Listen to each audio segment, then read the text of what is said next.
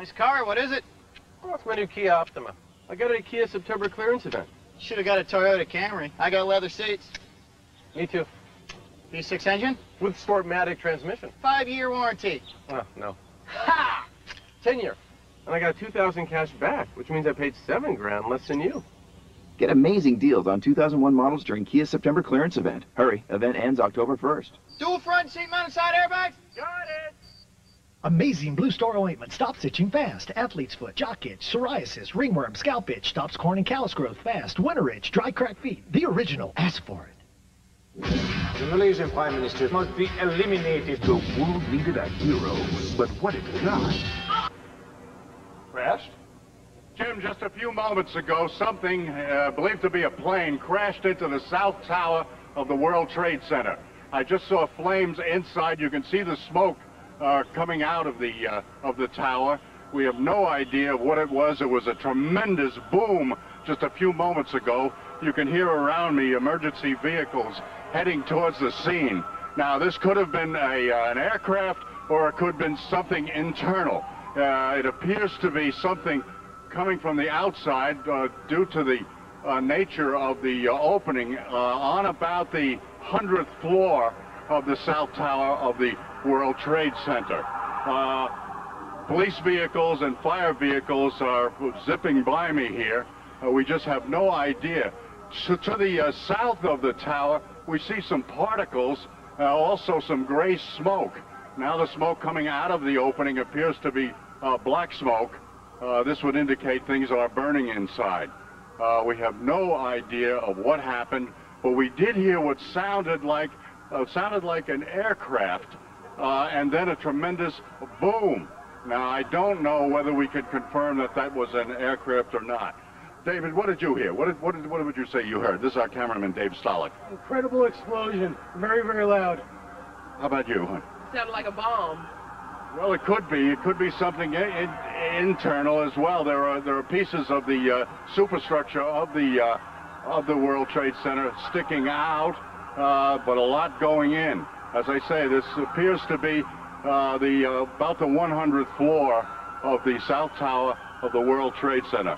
I hope we can get some further information from the newsroom up there, Jim. Ollie, I'm just told also that our transmitter, which is on top of the World Trade Center, also took a hit, so we were briefly affected up here. One's memory has to go back to another terrorist attack. One would hope it is not this time, but if it were a plane that crashed into the side of the building, you would imagine that there would be something on the ground that would be visible. So that's true, Jim. I cannot see the ground from here. You recall back in, I believe it was 1945, when a U.S. Air Force plane crashed into about the 70th or 80th floor of the Empire State Building during a foggy night. The skies here, as you can see, are perfectly clear. So I'm starting to lean to the idea that perhaps this, whatever happened here, came from the inside of the World Trade Center. Yeah, of course, that incident back there in the 40s in the offices of Catholic Charities up on the 80th floor of the Empire State Building. This, of course, the new tallest building in town. Now, obviously, on the north tower of the World Trade Center, something has either crashed into the World Trade Center.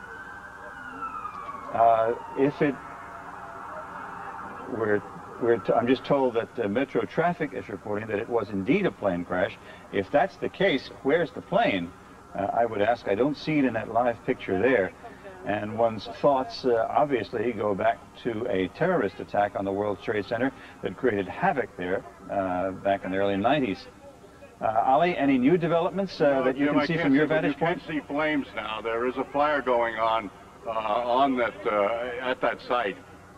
We don't know. Are you saying that Shadow Traffic is saying something about a plane? Shadow Traffic is telling us that it was indeed a plane crash. Metro Traffic, I'm sorry. Metro Traffic is telling us that it was indeed a plane crash. Now, I understand that you are over by City Hall, having been reporting on the political developments. Now, you are a good, 8, 9, 10 blocks away from the scene right now? At least, Jim. We're at Park Row, and of course the World Trade Center is at least 6 or 7 blocks away from us. I do see more flame now. Okay, you can see, because we cannot see flame. We see lots of black smoke, but we can't see flame. All right, here's Ali, if you have a monitor there, I don't know whether you do or not, but there is another picture in which we do see flame. Right. And we see a gaping hole in the exterior of the North Tower of the World Trade Center with smoke. Go ahead. That's the south side of the North Tower of the World Trade Center. If this indeed was an aircraft, this has not been confirmed. It was heading south over Manhattan. And I did hear some kind of a screech or some kind of a wail before a tremendous boom. I first thought it was a plane. Then I looked at what was going on here and saw that perhaps it was internal rather than external. But we'll have to wait for official confirmation on that. Emergency vehicles, as you know, Jim, are really pouring onto the scene. Sure, we can hear them in the background as you're reporting to us. Now, once again, what time was it, if you can recall, Ali, when this took place? We were right into the commercial break, and it was about a minute and a half before we came on, Jim, so work it out. All right, Ali. Now, I'm told by the control room that we're obviously trying to talk to people in that neighborhood who have been a little closer to it than you are, Ali. Do we have any people to talk to? Sure, we've got some people here walking away. Excuse me, sir, did you see what happened? All right, go ahead. Yeah, I saw something like bombing. Did you see anything hit the building, or did it come from the building? That's the bomb, I think so. Something hit the building? Yeah. All right, thank you. All right, we got some other people. They're all rushing away from the site. Don't blame them, especially that fellow with a little girl in his arms. Did you see what happened, sir? Did you see what happened? What happened? Well, I was in the past train, and there was a huge explosion sound. Everyone came out. A large section of the building is blown out, around like the 80th floor. Was it hit by something, or was it something inside? It was inside. Because it looked out. Everything was coming out. All the windows were coming out, and all the papers were What is on the sidewalk? I didn't see anything. Was there any people hurt, do you know? I just ran, and everyone in the past train just ran. I don't know if anyone was hurt, but I assume they were because the windows were all blown out. All right, thank you. Ali, you would have to assume a very, very terrible situation if that indeed is the case, because I'm sure there were people up there in that World Trade Center. Now, we have lost, again, our transmitter is on top of the World Trade Center, so we apparently have consequently lost contact with Dick Oliver, but we are on the phone with an eyewitness. Rosa, can you hear me? Is Rosa there? Hello? Rosa? Yes. This is Jim Ryan here in the studio. Hi. What is your last name, please? Cardona Rivera. Oh, Cardona. Rosa Cardona Rivera. Tell us what you saw and heard, if you would, please. Okay, I'm at 99 Hudson Street. I was standing outside, actually, at the side of the building smoking a cigarette. And I hear a plane, and I don't usually see planes in this area. Then all of a sudden I saw it go right into the World Trade Center. To the building. So you saw a plane crash into the side of the World Trade Center? Yes, sir. And I'm like on the 14th floor, so I was just like looking out, you know, because there's like a fire, something like fire staircase or something, you know, just like a little balcony. And I saw it go right into the building, and I was like, oh my God, you know. And it was a big plane. It wasn't, you know, a little plane. It was fairly big. How big, can you tell us? Give us an idea. I don't know. I would say it was like a plane that I board on to go, you know, So this wasn't just a small Piper Cub or something that had gone the wrong way, and of course, we would, the weather, I take it, where you are is just about picture perfect. Picture perfect, yes. It's very clear outside. So there would be the suspicion then that anybody who would drive a plane smack into the middle of the World Trade Center would have done it on purpose. It would seem that either that or they lost control, but I can't see something like that. I mean, it was like right into the building, so, you know, and it was coming low, you know, because if I were to see a plane that was going high, and then all right, but this was coming low. It's very visible. Can you see the streets below the World Trade Center? No, I cannot, because I'm on Hudson Street. You're in Hudson? Yeah, I'm on Hudson Street in Franklin. So now you say you were out there grabbing a smoke when it happened? Right. What did the other people do when they heard the noise? Well, there was noise. I'm up on the 14th floor. Oh, you were on the 14th floor. Yeah, I see. So I'm not street. I was up on the 14th floor, and I was just like looking out, looking out, just watching the scenery, and when I saw the plane. All right, Rosa, thank you very much. Talking with eyewitness Rosa Cardona Rivera on the 14th floor of a building very close to the World Trade Center in Lower Manhattan. And once again, Dick Oliver was on the scene down at City Hall reporting to us.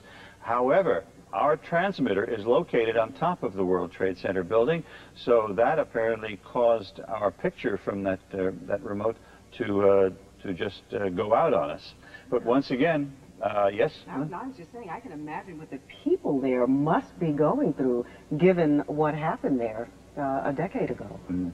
Yes, Dave? Well, a couple of things. Number one, if it indeed was a plane, the FAA or the control towers at one of the three major airports should have record of what's in the area. Sometimes they do vector planes around the southern tip of Manhattan. We might want to get a hold of Nick Gregory, who's a certified pilot and, again, flies through the area pretty regularly. Number two, even though planes typically are not that close to these buildings, with the possibility of anything from engine failure to hydraulic failure, you lose control of your ability to control aircraft. You can see right now probably police helicopters hovering right around the towers. But again, wind speeds at this point, not tremendous at all. Flying conditions near perfect. And of course, they would have to, under ordinary circumstances, have filed some sort of a flight plan. If it were a plane that, and it apparently, according to the lady we spoke to, eyewitness just a few moments ago, she did see a plane go in there. Now, I'm told that it may be a twin-engine plane that simply smashed. It looks like it went head-on, smack into the World Trade Center building. One could only expect, given the weather conditions, given looking at that picture live right there, that it went smack inside the World Trade Center. And if that is the case, I'm afraid we've got a tragedy on our hands. We've got something coming across the wire here, James, but actually it's nothing more than what you've already been reporting. Witnesses report hearing a huge explosion. Yeah, well, we're looking at, there's no doubt there was a huge explosion and fire, lots of black smoke coming from that building. Black smoke, again, would indicate that the fire is nowhere near under control. I expect they have sprinkler systems in there. Jim? 1 second, Dave. I'm told we have a witness named Jim on the phone. Eyewitness. Jim, are you there? Yes. Jim, what's your last name, Jim? Last name's Friedel. Jim, tell us what you saw, if you would. Well, I was looking out the window, and normally you'll see planes kind of flying low over the Hudson, but this was a large plane. It's something like a 727, and it was banking. And the only reason I kind of looked at it is because I thought it was rather low, banking very hard, and then it just drove right through the World Trade Center tower. What's your vantage point there, Jim? I'm actually across the Hudson in Hoboken, but I have a clear view right at the World Trade Towers. Now, it did seem to you that it was done on purpose? You know, I don't know if I can say that, but it was a very odd type of turn. It was headed directly at the building. So whether that was on purpose or not, I can't tell. I don't know if he was trying to avoid or they were headed for it. Describe that turn for us. Was it particularly heavily banked? It was pretty heavily banked, maybe 45 degrees. Again, hard to tell. It was kind of unremarkable because you do see planes fly through here. It was a large plane, like a 727, and that's the only reason I kept looking. And then it went right into the building. I just thought it was going to follow the river and keep on going, but it didn't. Now, after the plane struck the building, from your vantage point, it apparently went directly inside. That's correct. And if that's the case, my goodness. Yeah, actually, as the impact occurred, you could see debris flying out the other side. So it apparently went right through the... we're looking at a live picture of the building right now, Jim, and what would you say that would be, about the 90th floor or so? Yeah, I can't tell if it went right through, but certainly debris was shot out the other side of the building. Did you hear anything when it took place? Did you hear the crash? Yes, I did. In terms of anything beforehand, though, no. I mean, I couldn't tell if the plane was in distress or anything like that, but certainly when it hit, there was a large explosion Jim, thank you very much. I've been talking to Jim Friedel, eyewitness who witnessed the crash from Hoboken. Thank you, Jim, very much for giving us what you saw and heard. Again, just a few minutes ago, apparently a large plane, according to that eyewitness, Jim Friedel, vantage point from Hoboken, that as you look at the picture from our chopper now arriving at the scene, Jim Friedel in Hoboken said it appeared to bank sharply and smash directly, perhaps purposefully, into, oh my goodness, oh God, there's another one. Oh my goodness, there's another one. This seems to be on purpose. Oh my goodness, Plane? now it's obvious, I think, that there's a second plane just crashed into the World Trade Center. I think we have a terrorist act of proportions that we cannot begin to imagine at this juncture. Oh my God. My goodness. A second plane now has crashed into the other tower of the World Trade Center. Obviously, suicide, terrorist attack on the World Trade Center. What we have been fearing. Chopper 5. Anybody on? What we have been fearing for the longest time here apparently has come to pass. A disastrous terrorist attack on the World Trade Center, both towers, planes smashing into each one. I understand we've reestablished contact with Dick Oliver. Dick is on the phone. Yeah, Dick. Jim, yes, just moments ago, as you know, another vehicle, some kind of an aircraft, crashed into the World Trade Center. This is no accident. This is no bomb from inside. This is, as you put it, a terrorist attack. There's no two ways about it. Dick, what vantage point are you at now? We're still at Park Row. People are streaming down, heading away from the World Trade Center. Having heard the second blast, people are running, some of them running now. Emergency vehicles still heading towards the World Trade Center. Now, thick black smoke. I don't know if you've got a picture. We're trying to take some pictures here for you. Black smoke coming out of the second explosion. The first explosion seems to have calmed down somewhat. Oh, my goodness. Yes, there's gray smoke coming out of there, meaning that the water is being put on it. People continue to stream past us here on Park Row, as well as emergency vehicles. There's an ambulance, there's a fire vehicle, and a police vehicle. My goodness, Ollie, if I can only begin to imagine the carnage that has taken place. We see an ember falling from the top of the floor of the Empire State Building. It's tough to look at, but let's look at it once again. After a plane crashed into the side of the World Trade Center, then another one, as our cameras were focused on the building, crashed into the other tower. Jim, is now a very serious fire on the south tower of the World Trade Center. This is about, I would estimate, about the 60th or perhaps the 70th floor of the tower, right on the corner, the northeast corner of the south tower, flames shooting out of the building. We have absolutely no reports of who was in there, but you've got to believe that being around the 9 o'clock hour that people were just sitting down for a day's work in those buildings. Jim, I was just thinking that if I'm not mistaken, remember several years ago, Mayor Giuliani moved the emergency management office to one of the higher, to the 30th floor or around that area of one of the towers of the World Trade Center, and that's indeed the brain of all the emergency management activity. And now, I believe, though, that's in one of the other towers. Ollie, can you talk to that? Ollie, can you hear me? I hear you, Jim. Dave brought up the point that the mayor's emergency management office, the so-called bunker, is in one of the towers of the World Trade Center, but I don't believe it's one of the two top ones. No, it's not. It's about the 30th floor. It is not up there. And by the way, for those who are wondering about the structure itself, both towers appear to be structurally sound. They're not only small pieces of debris circulating in the air around where the explosions occurred. The buildings themselves seem to be intact as far as their structure is concerned. There have been talk over the years about the threat of terrorism making the buildings fall down onto the streets. But I can reassure everybody that they seem to be holding up fairly well while efforts are going forward to fight the fires and whatever happened in those two towers.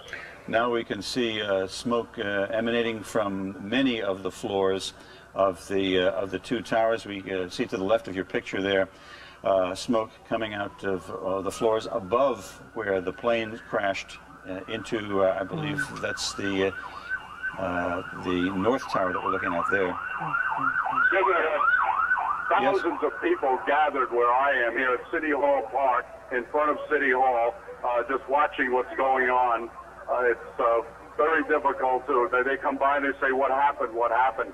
And you just got to say, something hit the building, and then something hit both buildings. Well, we saw clearly, we didn't see the first one, but we saw clearly that a plane deliberately crashed into one of the upper floors of the World Trade Center. That was the second plane. So two planes crashed into the upper floors of each of the World Trade Center towers. And I understand now that Port Authority headquarters are in one of those buildings somewhere near that location. Jim, I don't know whether we've confirmed that this was an aircraft, or to be more specific, some people said they thought they saw a missile. I don't know how people could differentiate, but we might keep open the possibility that this was a missile attack on these buildings. Ali, I must say that we have an eyewitness who said it was a large plane that crashed first. And then as we were watching the live picture here in the studio, we saw a plane crash into the other tower of the World Trade Center. And again, let's just to be sure, there it is. There it is. The plane went right through the other tower of the World Trade Center. That is a very hard thing to watch. And clearly untold carnage must be the result of those suicide terrorist activities. That was a large commercial jet. The gentleman, Jim Friedel, the gentleman from Hoboken who was watching, said the first one looked to him like a 727. Well, look at the wingspan, the swath it cut through the towers. Yep. Yeah, lots of speculation, no doubt. And for years we have been talking about security from terrorists here in this major city. It makes you wonder how, if it indeed were two planes, we did see one, how did they manage to get into the area and to you just wonder, hit the plane like that? These are all the hit things that we're buildings. going to have to be answered. How could two large planes just that quickly get out of control from our local presumably commercial aircraft. And now we can't speak to the first one, but that second aircraft that went through looked like a large twin-engine or three-engine jet. Those are simply not around for private aviation. Yeah, that's not your Piper Cub. No, it is not. That's obviously designed to do considerable damage to those buildings on this day when we're holding a primary election in New York City. Now, I would imagine... Ali? Jim, what you're saying could be a drone aircraft. That's an aircraft that's guided electronically to its target without having a pilot. Now, that is a possibility as well. In the meantime, I can tell you that flames are shooting out of both towers now. The heaviest being on the south tower, the northeast corner of the south tower of the World Trade Center, but there's a considerable blaze going on the north tower as well. Yeah, I wonder if there's any way of finding out exactly what is located on those upper floors. You'd like to just cross your fingers and pray to God that maybe there weren't a lot of people up there at state that office time. buildings, Yeah. and of course lots of commercial office buildings on those spaces as well. I know during the last terrorist attack on the World Trade Center, My son was in the building, and he told stories of groping down through these staircases for some 50 floors before he, thank God, got out safely. In fact, the governor has an office in the World Trade Center as well. There is one thing. After the bombing of the World Trade Center in the 90s, I do know that there were major efforts to have disaster drills, to have a preparedness plan in the event of an awful tragedy like this. But one has to wonder how, with two gigantic skyscrapers burning, the fire department and emergency services can handle both in that confined space without a tremendous death toll. No matter how much you set in place, how much you try to prepare for, until it actually happens, it's just not the same thing. Again, you're looking at a live picture of the World Trade Center, where shortly before 9 o'clock this morning, and then shortly after 9 o'clock, planes apparently deliberately crashed into the buildings. Alani DeVito, are you there? Alani DeVito, are you there? I understand we have another eyewitness to this catastrophe. Lonnie DeVito, are you there?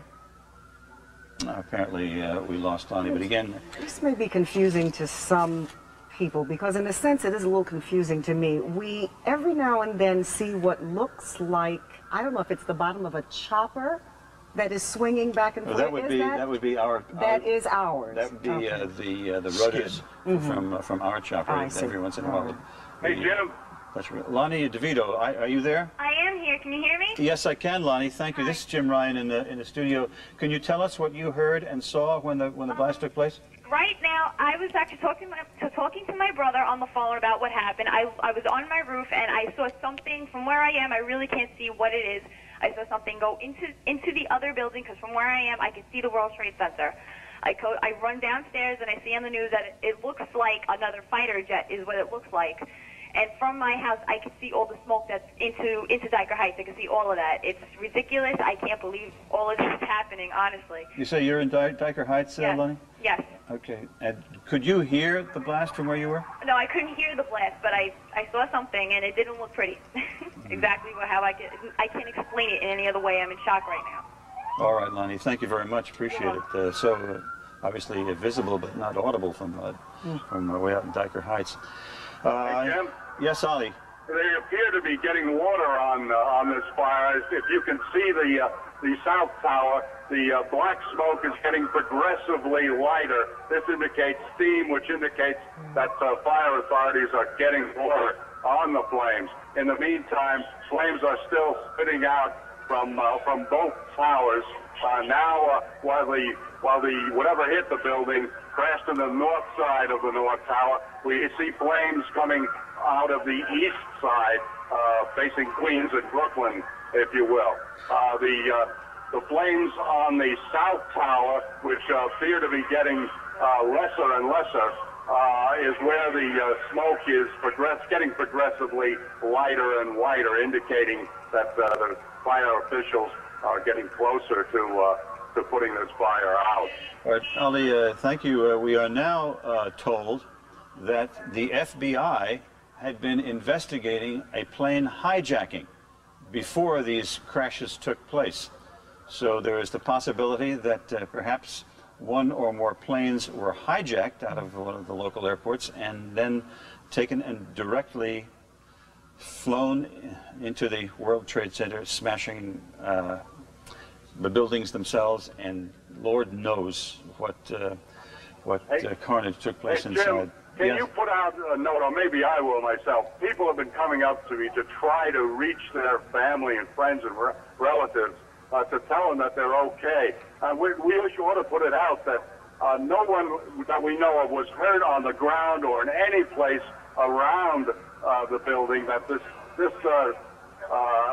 outrage appears to be concentrated on the buildings themselves. So anybody who has a relative or a friend in Lower Manhattan, they are not likely to have been affected physically by what happened here. All right. Again, you're looking at a split screen, two different shots of the World Trade Center. Dave, you want to say something? I would wonder at this point, given what's happened now, what you just mentioned about the FBI, the fact that it is now seemingly two planes, if the military or someone is going to scramble and try and protect the airspace around the southern tip of Manhattan, and indeed what the situation is out at the airports right now as well. Funny, you should, not funny, but apropos, we are now given word that all three area airports are closed.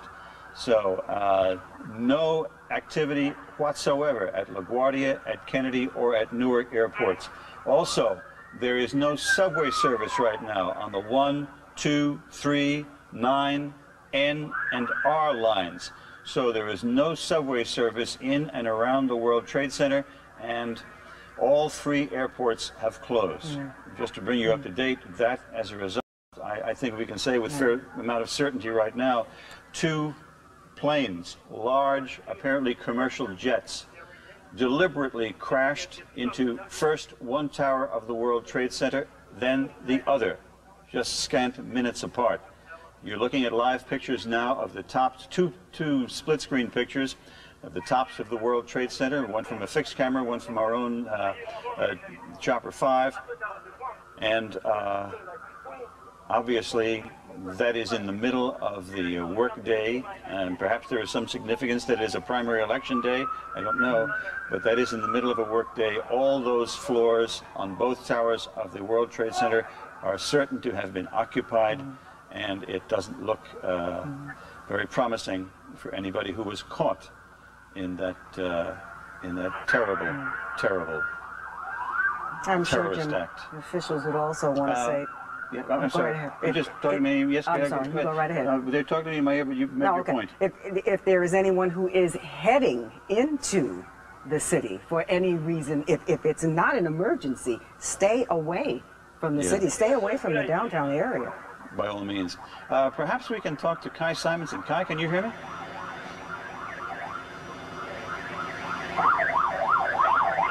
All right, that's a live picture from Kai Simonson. I'll try once again. We've had communications difficulties. I'll say once again because our part of our communications setup is on the top of that World Trade Center building, and that was knocked out shortly after the first plane crashed into the first building. But Kai, can you hear me at all? Obviously, Kai having some communications problems. Here. Yes, Ollie? I must tell you that small pieces, well, they look small from here, but they're probably much larger than I believe, are falling from the scene of the site of the two. There goes a piece. So the authorities are clearing the area around. We still have pieces of debris coming down. Not a lot, but every now and every few moments, another piece of debris, looks like aluminum siding, comes flying down from the scene of the two fires. Boy, again, the tower on the right of your screen seems to be fire seems to be dying down a little bit, but the fire to the left of your screen still heavy, thick black smoke spewing out. We're just told now, we received words that the Lincoln Tunnel and the Holland Tunnel are both closed. So, just as an aftermath of this terrorist act, terrible terrorist act, the ones I suppose we feared for the longest time, there is no service in or out of any of the airports. The Lincoln and the Holland tunnels are both closed. There is no subway service at all through downtown Manhattan. The 1, 2, 3, 9, N, R, any plane that goes near, any train rather, that goes near the World Trade Center has been discontinued. That as a result of what you see right there. Planes, two of them, one just minutes apart, one into one tower of the World Trade Center, the other into the other tower, causing devastation on the top floors of those buildings.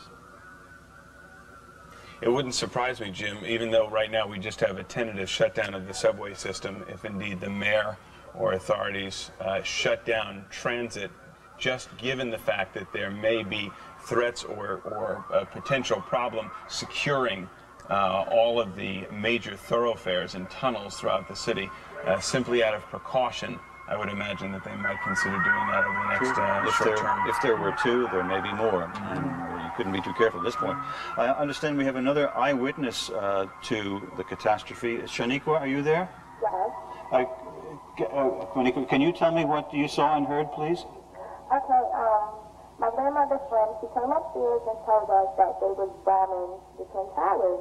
So me and my grandfather, we looked out the window and we actually saw the airplane crash into the second tower. Vivikra, could you do me a favor, please? Could you turn your television, set the sound down? Okay. Maybe we're having trouble hearing you. Perhaps that's the cause. Is that good enough? Tell us again, if you would. I'm not sure we quite hear you well enough. Okay, my grandmother's friend, she came upstairs and she was telling us how they was bombing the tower. So me and my grandfather, we started to look out the window and we actually saw the second plane crash into the second tower. We thought it was an airplane, but we not, you know, because we wasn't too actually sure what type of airplane it was, but we know it was an airplane. And we heard the explosion and saw the fire. All right.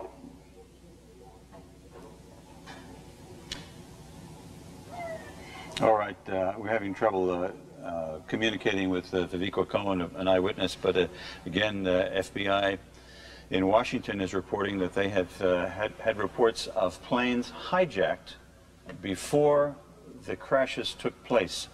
So one would suspect, one would believe that the FBI was investigating hijacked planes when those planes were diverted smack into the World Trade Center, both towers. I'm told also that Mayor Giuliani is preparing to hold a news conference about the disaster. As soon as that happens, of course, we will bring it to you live. Dave? We might imagine, given that it's primary day, that the governor himself may also be in New York City on this date. Given the importance of the day municipally. Well, if he isn't, I'm sure he's on his way. One would hope that absolutely that he's not anywhere near that World Trade Center office. Ollie, anything new from your vantage point?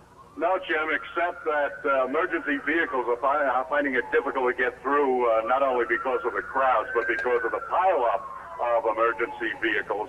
As you know, we're at the south end of City Hall Park, and everything is pretty much frozen here, even though I have not seen ambulances come out of the scene. I've seen them go in. Hopefully that's a sign that there are not too many casualties as a result of this.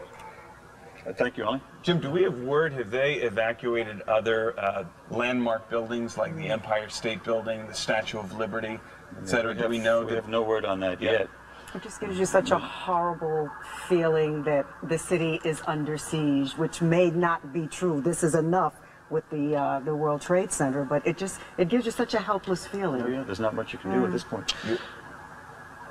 You also wonder if this is indeed a hijacking, if these planes were taken over, if the people who took over these planes actually were trained pilots and did the flying into these buildings themselves, or again forced these pilots to head on in. That it would be an unusual pilot who would do that. Exactly. But I'm told we have another eyewitness, Tom O'Hara, on the phone. Tom, can you hear me? Yes, I can. Can you tell me what you heard and saw, please? Actually, we were in our office building on 36th Street, and I went up to the penthouse where you have a straight downtown view. We saw the northwest tower on fire, and we saw either a slow-moving airplane go down, wrap around the tower, and then slam into the south tower in a ball of flames. And could from 36th Street, could you hear what was going on? I couldn't hear, but we have a straight-on shot completely downtown of all of the goings-on on the two buildings. All right, Tom, thank you very much. You're welcome. So from 36th Street, looking across the tops of buildings, you can see it very clearly. We're told now that, in response to your point, Dave, that the city has shut down every place in and out of Manhattan. All the bridges, all the tunnels are closed. And again, all 3 airports are closed. So as a result of this, this double-barreled terrorist attack on the World Trade Center, the city has shut down the Holland Tunnel, the Lincoln Tunnel, the George Washington Bridge. Every way in and out of Manhattan is closed. And I presume that would be from, I'm sorry, and the East River crossings as well. We are also told that the phone service in the building, we are having a problem with the phone service. The phones don't work. Joey was saying the cell phones, you can't get out on the cell phones as well. Yes. This would be a good time to say, by the way, for those who are using the emergency services number 911 to somehow call and check on relatives or friends, this is the time, most importantly, when that line needs to be kept open for the true emergencies which are taking place in other parts of the city and indeed down on the southern tip of Manhattan at this hour. Good thought. Again, all this as a consequence of what you see right there. Recapping for you, shortly before 9 o'clock and then shortly before after 9 o'clock, a plane apparently deliberately crashed into the upper floors of first one tower of the World Trade Center, then, as we were watching in horror, another tower of the World Trade Center. There you see the aftermath. And we have reports right now that the President of the United States, of course this terrorist act not directed on us specifically here in New York City, but at the country. We are told that the President of the United States is preparing to go before the nation and comment on this disaster. You look the right side of your screen, the first tower of the World Trade Center seems slightly less engulfed in flames than the one on the left. That because that smoke seems to be much darker, indicating that the fire would be much more active. And I'm told that we have another eyewitness, Dan Lee. Are you there? Yeah. Dan, can you tell me what you heard and saw? Yes, I was crossing 6th Avenue at West 4th Street, and there was a terrific noise overhead of a jet crossing over, which I noticed because it was incredibly irritating that it was that loud directly over Manhattan. And as I'm watching this jet, thinking, why is it so low, I see that it's heading right for the Trade Center. And sure enough, it hit the World Trade Center and completely disappeared into the building. I saw no debris falling, really. It just vanished right into the building. Were there many people around you when it happened, Dan? There were several people in the crosswalk at 6th Avenue and West 4th, yes. What was their reaction? We all just froze and stood in the middle of the street in disbelief watching, and traffic stopped because we were in the way. And we just stood there for quite some time in complete disbelief of what we had just seen. Where were you when the second blast took place? I had managed at that point to walk the half block home, and I was watching the coverage on television, and that's when I saw the live picture of the second blast. All right, Dan, thank you very much for giving us your thoughts. Here now, the President of the United States on this disaster. Terrorist attack on our country. I have spoken to the Vice President, to the Governor of New York, to the Director of the FBI, and have ordered that the full resources of the federal government go to help the victims and their families, and to conduct a full-scale investigation to hunt down and to find those folks who committed this act. Terrorism against our nation will not stand. And now, if you join me in a moment of silence.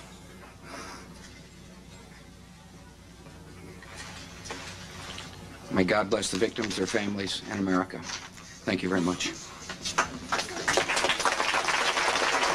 All right, the President, before a moment of silence for the victims of this terrorist act, telling the nation that the full resources of the government would be brought to bear on helping the victims and on finding out who precisely is responsible for this terrible, terrible attack on our country. Right there you see the aftermath, the World Trade Center towers, smoke billowing out of the upper floors. All those floors, I'm sure, fully occupied. The rescue attempts going forward as much as is possible, given the high floors of the tallest buildings in Manhattan, and given the number of people there. Dave? Jim, I don't mean to put you on the spot, but you may be able to provide some historical perspective. How long have the Twin Towers been up, and once again, the floor height, the number of floors, I think? Yeah, off the top of my head, somewhere in the 60s, as I recall, and it goes up, what, 102 floors or so, up to the windows on the World restaurant there. And if we remember from the last bombing, it took months and months and months before that structure was certified sound again and re-inhabited by... in from the bottom. Right, that was a bombing from the parking garage level of the tower. That is something that, it's hard to watch this, but it's more bearable because I remember that particular bombing, and I was on the air all morning and all afternoon with that one, is that you saw the people that were being brought out on stretchers. You actually saw bodies and victims. And this, we're not seeing that yet, and we're hoping and praying that there are very few injuries. But just looking at this, it just, as you say, Jim, the carnage is just... What we're looking at is just the long picture. It would appear, Jim, as if there's more smoke coming from the ground. And we just have another, yes, things have fallen to the ground and are burning. And we have another announcement now that you might have expected, and that is the Empire State Building is being evacuated.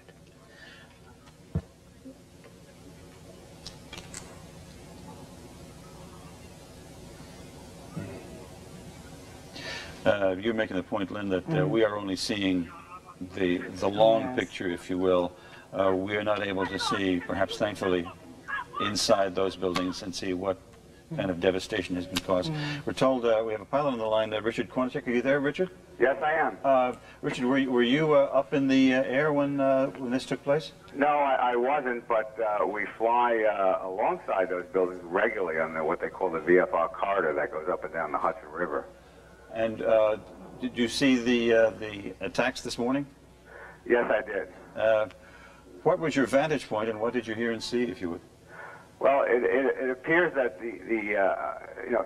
to fly an airplane right next to the Empire State Building or the World Trade Center, it's perfectly legal. You can do it under what they call VFR rules. And where those airliners apparently came from, it's really hard to say. And they may not have even been talking to the controllers. It's possible that they were hijacked either, quite a distance away, or no one knows where they actually came from. But the ability to fly right next to the World Trade Center has always been available to any pilot who wanted to exercise that privilege. Excuse me, I just happen to live on the west side, and there's a regular route into LaGuardia that comes right up the Hudson River and then sort of banks right into LaGuardia. So it would not be unusual then to see planes flying near the World Trade Center, and as you say, Richard, it's not unusual. But these pilots must not have had any contact with the traffic control people or the FAA at all. Is that true? Apparently not, because we've heard nothing contact with them. The airliners that come into LaGuardia when they're over the and that higher corridor, they're at maybe 2,000, 2,500 feet. But you are also allowed to go down below 1,000 feet along that corridor. And one of the things they may have done is shut off on the airplanes. They have what they call transponders, which allow the controllers to identify particularly the aircraft.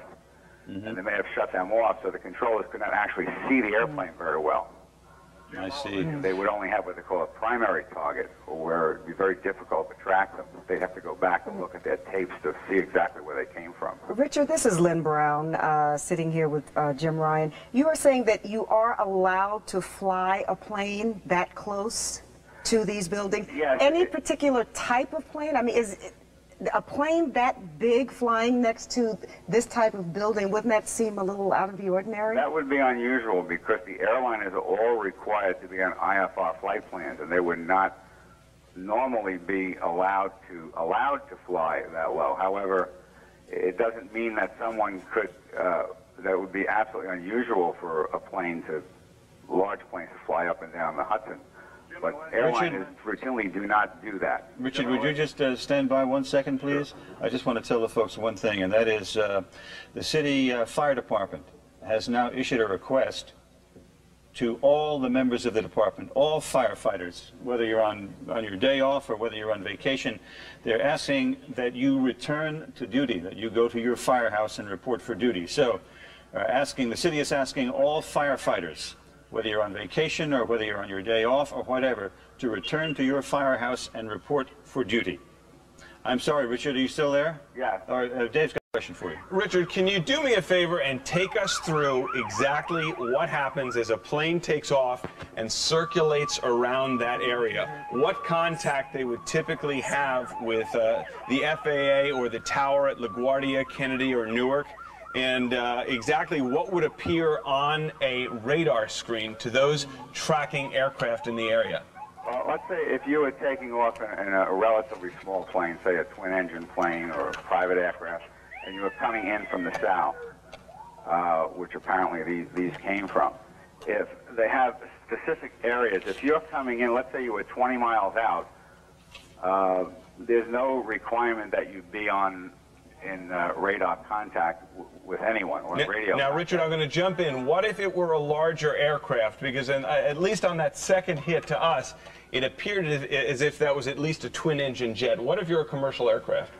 Even a commercial aircraft is not required to always be on an instrument flight plan. They could take off what they call VFR flight rules, come up the New Jersey coast, and when they got within, say, 10 miles of New York City, they'd have to drop down below 1,600 feet.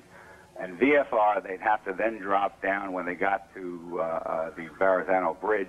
They'd have to be below 1,100 feet. My question is this. Would folks who are manning a tower, would personnel at the airports early on, or relatively early on, spot something alarming, that something that big was below a certain altitude or near one of these skyscrapers? No, they wouldn't. If they came up from the south and they came up below those altitudes, even if they had their altitude reporting on, since they're below the level of where they control the airplanes, they wouldn't pay it any attention. They wouldn't have to, and normally it's not done. And realize that this is an extraordinary circumstance where apparently these planes appear to have been hijacked in some way or taken the control over them, and it basically must have been a suicide mission.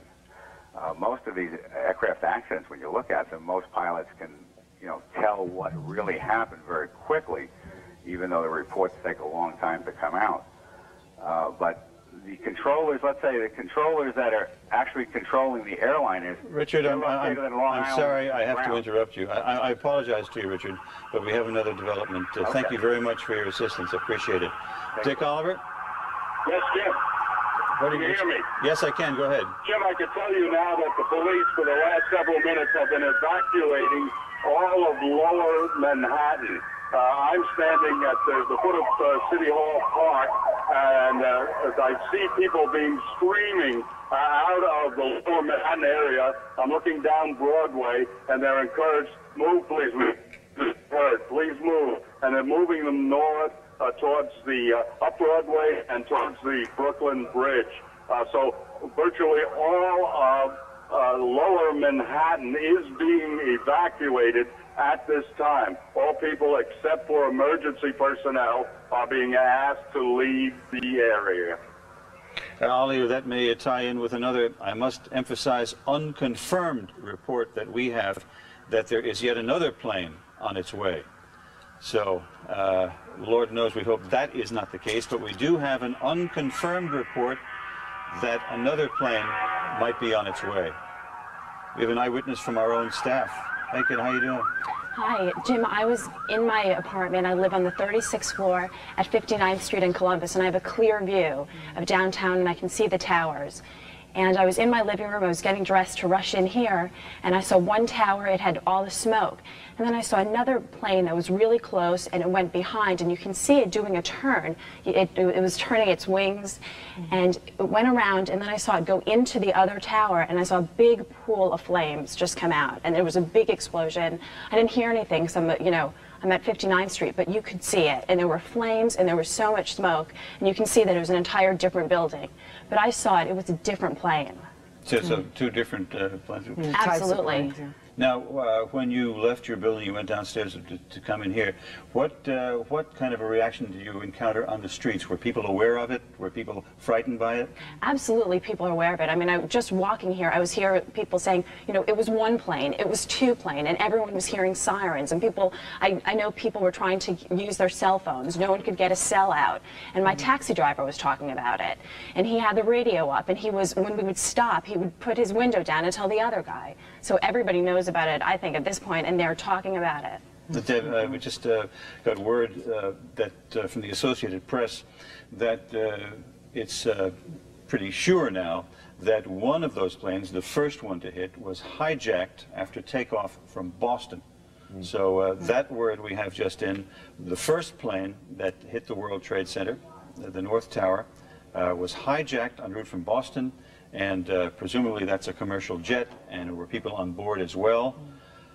So this is nothing but a terrible tragedy. I'm sorry for interrupting you, Deb.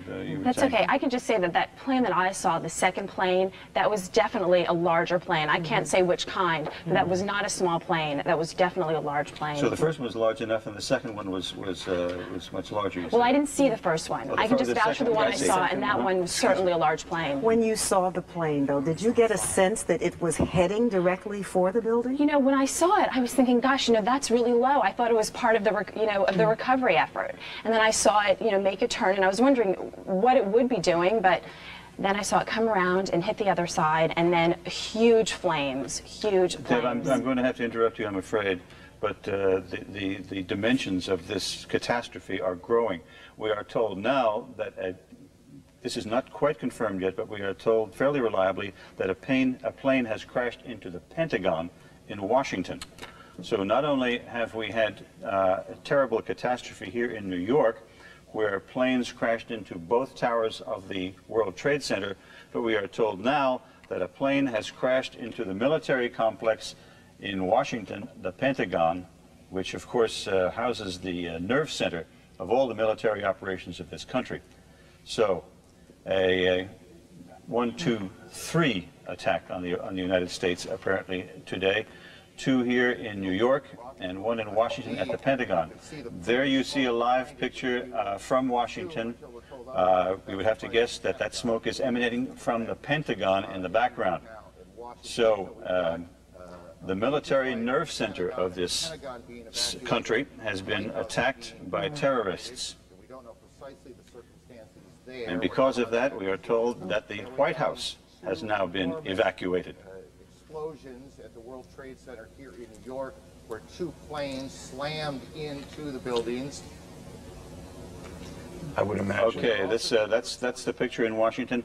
So now we can say with certainty that there have been at least 3 attacks on visible symbols of our country. 2 here in New York and 1 in Washington.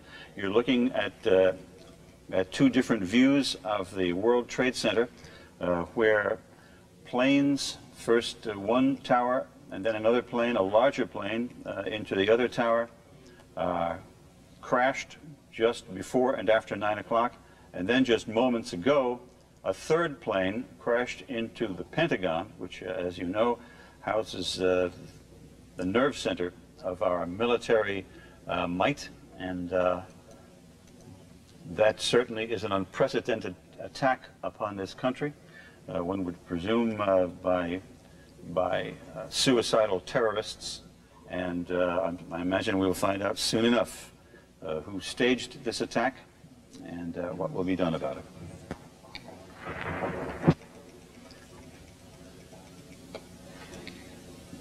We're getting something on the wire also about the stock exchange, which planned to open this morning at 10 is delaying a half an hour, so we've got developments all over the place. And I don't know about your computers. Now, I'm starting to have a problem with my computer. It is just randomly jumping from one story to the other. Given going forward, there are, I think, stories are incoming on a very rapid basis. So that would be the. Given what we're seeing at this point, I would imagine major buildings in major cities, from the Sears Tower in Chicago to other symbols, as you mentioned, Jim, in Washington and Boston, I would imagine are all going to be on high alert, if not evacuated in Washington. The West Wing of the White House and the Capitol building have both been evacuated. Okay, so in Washington, just to recap now, on this terrible, terrible day, here in New York, you happen to be looking at a picture in Washington, so we'll start with that. That's in Washington, a plane has struck the Pentagon in Washington, and that, of course, houses our military nerve center, and that has taken place, and the Pentagon now obviously being evacuated. The West Wing of the White House is being evacuated, and here in New York, 2 terrorist attacks on the World Trade Center. A plane deliberately smashed into the upper floors, first of one tower, and then several minutes later, the other tower. 2 large planes. We understand the second one, or the first one rather, was hijacked from Boston and presumably loaded with passengers. So as a consequence of these terrorist attacks here in New York, we have the island of Manhattan virtually isolated. You cannot get in or out of Manhattan by any bridge or any tunnel, and any subway train that goes anywhere near the World Trade Center is not running. All right, Dick Oliver was fairly close to the scene when it happened. He was reporting on what is now an afterthought to this day, the primary election, down at City Hall when the blasts took place. Ollie? I don't know if Ollie is, again, our part of our television operation is on top of the World Trade Center, so we lost the picture. Yes, you're coming to us by phone. Ollie? Yeah, Jim, I hear you now. I'm down by the Brooklyn Bridge now, where people are streaming over the bridge, heading towards Brooklyn, obviously. The police are encouraging people to get out of lower Manhattan. So that's going on now. There are some cars being permitted to clear away to allow more and more pedestrians to get over the Brooklyn Bridge. Is there any vehicular traffic on the bridge, Ollie? There's just a little bit coming off on the side ramps.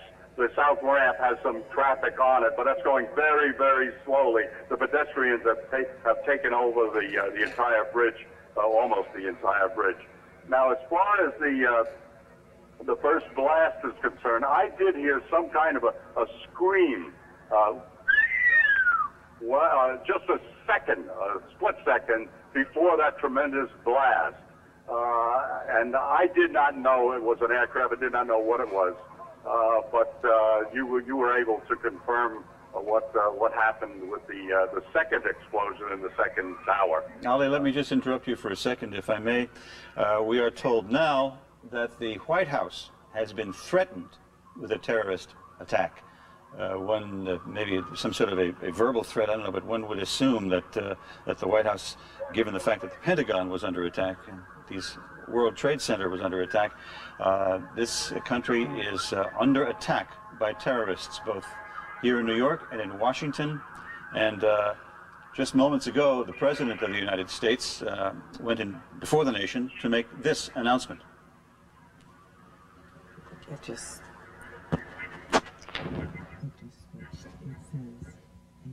I understand we're going to rerun the bite of the President. Okay, here it is. Today we've had a national tragedy. 2 airplanes have crashed into the World Trade Center in an apparent terrorist attack on our country. I have spoken to the Vice President, to the Governor of New York, to the Director of the FBI, and have ordered that the full resources of the federal government go to help the victims and their families, and to conduct a full-scale investigation to hunt down and to find those folks who committed this act. Terrorism against our nation will not stand. And now if you join me in a moment of silence. All right, that was the president just a few minutes ago announcing that the full resources of the government would be put to help the victims of these tragedies and to find out who did it. And I'm also told now that the FAA has announced from Washington that no aircraft anywhere in the country is being allowed to take off. That's from the FAA, because apparently these two planes that smashed into the World Trade Center, and perhaps the one in the Pentagon as well, were hijacked commercial jets from various airports. So, as a result of that, the FAA has announced that no aircraft is being allowed to take off anywhere in the country. All right, Jim, we do have someone who has just joined us on the set here. His name is Joseph Jaffe. And Mr. Jaffe, where are you from? Decision Strategies Fairfax. We're an investigative consulting and security firm. All right. What do you make of this? Well, it's a tragedy, and it appears, if it didn't appear first from the first plane, after the second plane, and now the one at the Pentagon, that there's a well-coordinated effort afoot to bring terrorism to the United States. What could have been done, if anything, to prevent this kind of an attack? At this juncture, it's very hard to guess. We have a country that's wide open. We have borders that are wide open. We have freedoms that are wide open. And over the past 25 and 30 years, some of us have been following terrorism for at least that long. Our country does not generally get into the investigation of terrorism the way it ought to, in terms of being the state that could prevent it. We value our freedom more, so there's very little you can do to take a person who's bent on killing himself or herself from taking over a plane. I mean, of course, you could enforce measures and be very strict on who gets onto what planes and how that would work. But that isn't going to work in this country. I'm told, Mr. Jaffe, that we have is it a picture of the Pentagon? Let's just take this is a picture of the central military headquarters of our country, the Pentagon of the United States. Apparently the president... This is the president's plane taking off from Florida, where he had been heading back to Washington to deal with the emergency. Mr. Jaffe, Dave, you had a question? Well, two things. Number one, I was going to ask Mr. Jaffe, you said you're either based out of Fairfax or your company is down... we have our company's in New York and in Falls Church, Virginia. Okay, Falls Church, Virginia. You would very well know, as anyone who flies into the Washington area, what's stunning about the Pentagon attack is the airspace. While we do have a wide open country, the airspace around the Pentagon, the White House, the national monuments down there is extremely restricted. So number one, does it surprise you that an aircraft was able to get into, literally right into the Pentagon? And number two, does it surprise you, since the attack on the World Trade Center back in the early 90s, that this has taken so long for terrorism to once again return to our domestic locale? If you recall, over the last few years, there have been a number of people interdicted coming out of Canada, coming out of Brunswick, coming across various parts of the northern country, where people have been caught with the components to make the bombs. So it doesn't surprise me that we are the target of an attack. It surprises me that it's taken as long for us to suffer what we've suffered, and it creates a very heightened awareness of what we have to do now. The question becomes, do we sacrifice our complete freedoms in order to not suffer this? There's got to be a balance. But just to interrupt you for a second, Mr. Jaffe, just want to report to our viewers that we have reports now that the Capitol and the Treasury and the White House are being evacuated in Washington. Continue your thoughts. Have we been looking in the wrong places? We've been looking at terrorism in other areas. Have we been looking at them and neglecting our own backyard? You could surmise that. Years ago, there were a whole host of different groups that started with the Francis Tavern bombing, LaGuardia bombing, and others which we worked on. And then there was a very complete effort, at least in New York City and other places, to penetrate those organizations. I can't speak of what's been ongoing recently as to what we've penetrated, but we might have to sacrifice some of what we have by way of rights at least to allow intelligence to be gathered so we can prevent some type of tragedy such as this. We need to look at hope. Apparently we got blindsided by this one. We were looking at a picture now. The one on the left is the Pentagon, and the one on the right is the World Trade Center. What, if you could take an educated guess, Mr. Jaffe, and say what kind of restrictions will now be placed upon the citizens of this country in order to combat terrorists, things like this? Well, if we look at airports, our security is probably not the highest of all the countries in the world. And if we're worried about planes and commercial planes and hijacking, we could increase the types of things we did when the hijackings were so prevalent. But if we're looking at small planes and other things, it's very hard to stop that. Now, watching terrorism as you have for as long as you have, is it odd that at this point, and maybe we have and simply don't know, that we don't have a name tag attached, a claim attached, a political group attached to what has happened within the last 2 hours or so? And what is the aim then, if it is not immediately to say, we did this, this is our cause? I don't think it's odd. I think depending on who it is that's involved, they may have different reasons for deciding when to go public. But you don't need a claim. The purpose of terrorism, at least here, is to do just that, to get the people unnerved, to get business unsettled, to get the country totally taken apart and worried. And to that extent, right now, that appears successful. The city is worried. We are a nation right now worried. The FAA has shut down all airplane traffic nationwide. We are paralyzed as a nation right now. I mean, of course, people can get in their cars and drive, but no one can fly, and I'm surprised that we haven't heard anything about the railways. Well, I don't know. I understand, at least in our city, the subways, at least some of the lines are now closed. I think people have trepidation about going underground. They don't want to be there. Absolutely. If we suffer a short-term setback because we need to increase the security, we won't be a paralyzed country. If we go through and say we can't move, then the terrorism will have its effect. And so the thing that we have to do is literally not panic, see that it's a disaster to some extent, and go on with business. Because if we don't, then the acts that they've now done, I mean, the World Trade Center's been targeted before, it's been hit before, and for a short term, if you recall, the city was paralyzed then. We can't allow ourselves to be paralyzed. That would just give in and create the effect they want. They've hit the Pentagon, the White House is being evacuated. I would assume that most structures of any moment, and most tunnels of any moment, in any place. Take a look at that, if you would, Mr. Jaffe. That's the live picture of the Pentagon, having been hit by an attack. Again, in Washington, we're told no, that's not the Pentagon. No, we just heard that there was another explosion in the basement or one of the lower levels of the World Trade Center. Well, that would it would have seemed from that picture that you're right there, Dave, because we see. From the bottom. We don't know if that's anything that's fallout from the planes starting doing. Yeah. News coverage event. Could be as a consequence of perhaps something falling from it. It certainly looks like an awful lot of smoke to be there. And we are now, for the first time, beginning to get some pictures of people in the streets. Yeah, this is our live picture from the scene.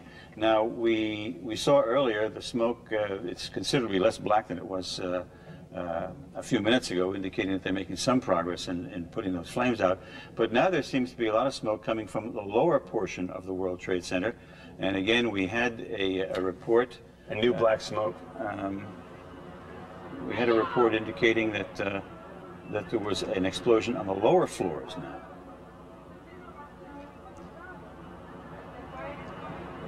We were talking. Perhaps, we can't communicate with Dick Oliver. He is down somewhere in that area, but the only audio contact we have with him is by cell telephone, and we're having problems with those as well. So there's a live picture. All right, Brandy, are you on the phone? I am, sir. Brandy, where are you now? I am in Clinton Hill, Brooklyn. I live on the 15th floor. Yeah. I have a terrace that faces the World Trade Center. Yeah. If I am home and all of the lights are on, if one floor turns out all of their lights, I can see that one floor turn out. I can see everything. I was in my bed this morning. My whole building shook. I got up, looked to see what was going on. Everything was up in flames. 10 minutes later, not literally, the other plane, I swear to you, deliberately went into the next World Trade Center building. Deliberately. It was no mistake about it. It deliberately went in there. I have a clear view of everything. Just 2 seconds ago, half of the building just fell out. There's nothing but white smoke. I can no longer see the World Trade Center now. It's all up in smoke. The smoke is on my terrace. That's how close I am. My mom is coughing because the smoke is on my terrace.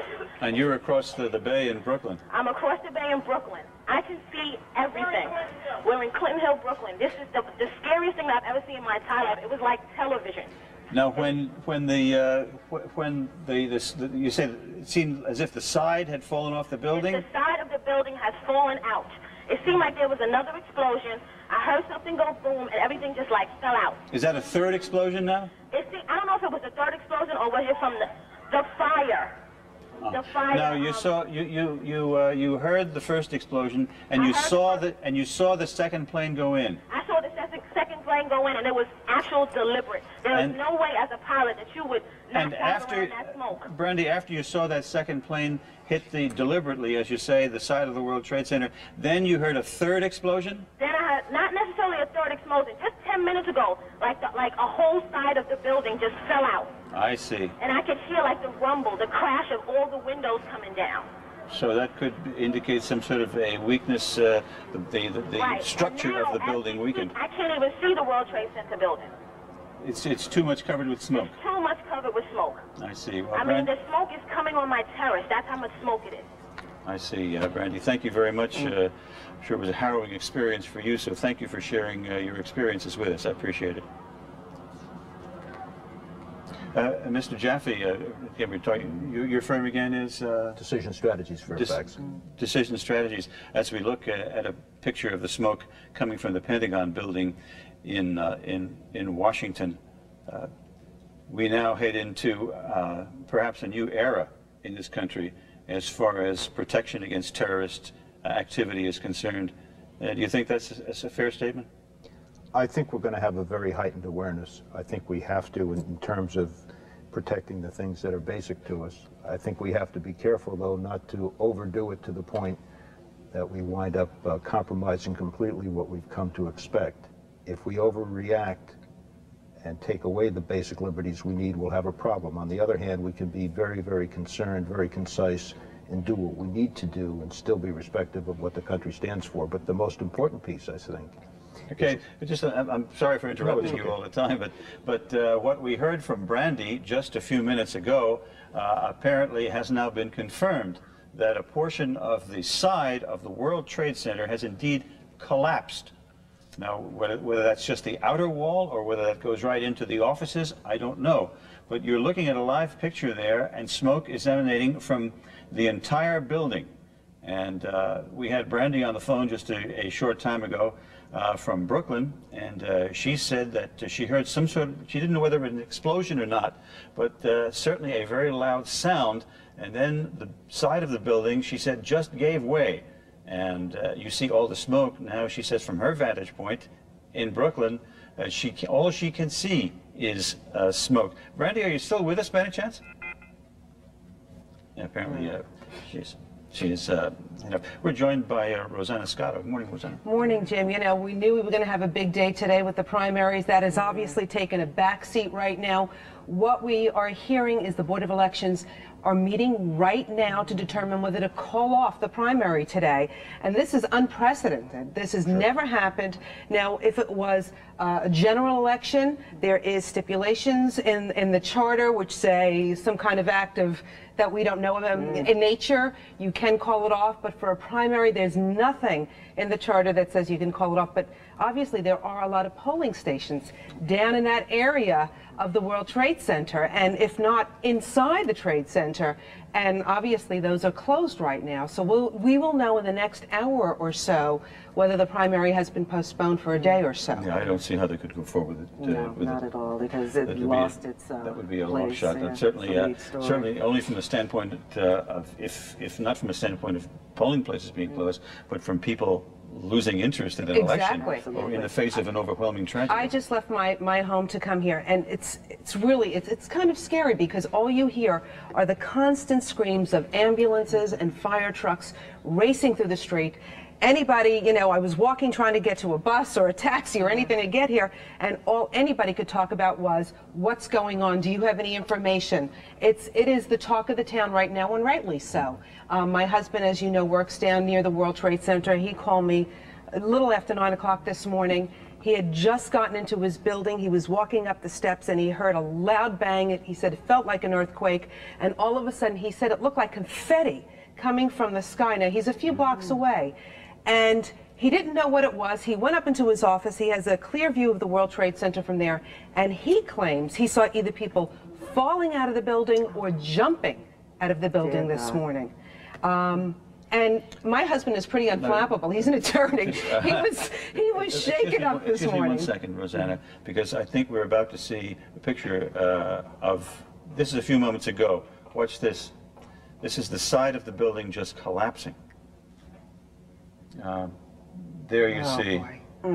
There you see. Now, whether that is the result of just further weakening of the structure of the building, or whether that's yet another terrorist attack, I don't know. I would imagine the former, that the building structure just weakens to the point where the wall, no longer able to sustain the weight, just caved. But that was the east side of the north tower of the World Trade Center caving in. And just a few moments ago, we had a woman named Brandy on the phone, and she told us it was another loud roar, and she told us also, this is Kai, can you hear me? Kai, tell us what we're looking at here. These are fighter jets, one would presume, to prevent any further attacks by planes. If they see any plane coming now, it better not be an innocent commercial flight, because I should imagine those fighter jets are up there to intercept and shoot down any plane that comes their way. No, I think everything has been grounded. That's by right. All the airports across the country have been closed. And I heard that right now they're inspecting, and really inspecting, Air Force One, because it's been around this morning, and before the president gets on it, they want to make sure that it's a safe plane to get on. Okay. Okay. This is Chopper 5 to Corporon and Wolf. Corporon and Wolf. The studio's requesting exact locations from you guys. I want to know where you are. Kai, can you hear me? Kai Simonson? Now, we're getting audio from Kai, but apparently he cannot hear me. If somebody can tell him to tell us what he sees from his vantage point and what's going on up in the air there, we'd appreciate it. Yeah. This is Chopper 5 to Corporon and Wolf. Corporon and Wolf. What are your locations? All right. He's talking to the assignment folks here at Channel 5, trying to set up some sort of contact. So apparently we can hear him, but he cannot hear us. So we have no way to tell him to talk to us. Well, a lot of our communication stuff is on top of the World Trade Center. Yes. Yep. So I imagine all TV stations, all cell phones, all that stuff that we rely on every day are, you know, a big problem right now. There's some of the folks standing on the ground wondering what to make of all this. Again, shortly before 9 o'clock this morning, the first of 3 terrorist attacks on this country, 2 here in New York, 1 in Washington. A plane slammed into the upper floors of the North Tower of the World Trade Center, and then a few minutes later, another plane, pretty large planes as well. You sit here and you look at this, and just a second. right ahead, that second explosion took place when a second plane went in. Then a third explosion took place at the Pentagon, and now there are unconfirmed reports that a fourth explosion, the second at the Pentagon, has also taken place. So we're flying by the seat of our pants here, trying to keep up with this terrible terrorist activity. I'm sorry to interrupt you. Not at all, James. I'm just saying, you sit here and you look at this, and as journalists, you are not supposed to inject any of your personal feelings. But I'm sitting here, I'm looking at this, and I'm mad as hell.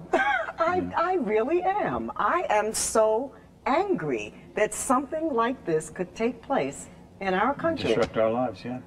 Well, I think it's also frightening. I mean, let's face it, we're journalists, but we also live in this city. Thank you. We have children that we're raising in this city, so we have concerns just like everybody else, and we want to keep this place safe. And who would think in our lifetime that we would see something like this? Yeah. Should we have been aware of this, Mr. Jaffe? Should we have been some inkling? Because apparently we got blindsided here. I would think, and the government has various motives, and each of the various pieces of the government have other intelligence sources, but I would hope that we would be on top of some of this. And in years past, sometimes we weren't, sometimes we weren't, but at least we had an inkling. It seems to me one of the things we have to do is to increase our intelligence gathering faculties domestically as well as overseas, especially domestically. And that may frighten some people because they don't want to have their rights compromised. On the other hand, we have to give up something in order to be safe. To the extent that they've accomplished our becoming fearful and you becoming angry, they've created a situation we have to rectify, and we have to do it quickly. Do you think the FBI is going to come under a lot of fire for letting something like this slip? This obviously seems like a well-planned attack on New York and Washington, and we don't know... Allow me to interrupt you, please. This is Rick Leventhal with Fox News Channel. The smoke is obviously cleared somewhat. Ma'am, she's with DCPI. Can you talk to us for just a second? Bring us up to speed. Obviously, people have their hands full out here. It's not easy getting anyone to talk. Yeah, tell me where you were. What happened? What did you see? What did you hear? First, I went on Canal Street. I saw the fire. I saw the two buildings. I think it was a bomb because two of them. Anyway, when I got there, I tried to save people because I'm a doctor. When I tried to save people, in the moment we heard a big explosion coming down. Everything just went black. Everything came down, glass are popping. People got hurt. Stuff went on top of them, and it was a big explosion. And everything got dark, real dark, like snow. You can see behind me. Oh, this is not snow. This is all from the building. It was a terrible nightmare. Where exactly were you standing when this happened? I was standing right in front of the World Trade Center. So you were down the block here? And Right you came there in the running this middle. way? Right, yeah. Did you get hurt at all? No, not me. Did you see anyone around you getting caught up in it? Yeah, I was with the firemen. We got hurt. We all went inside to this dark. We was inside the building when everything happened, but we came out alive. What's your name? My name is Dr. Angel. Were you able to assist anyone before this happened? Yes, I did. I help a lot of patients. A lot of them. Well, there are a lot more people that need help now. Need help, so yeah. if you're capable, maybe you should. Yes, I'm gonna go back. I lost my ID, but I try to go back. Yeah. All right. Well, thanks a lot for talking to us. We can you talk to us for a second? Jesus, just.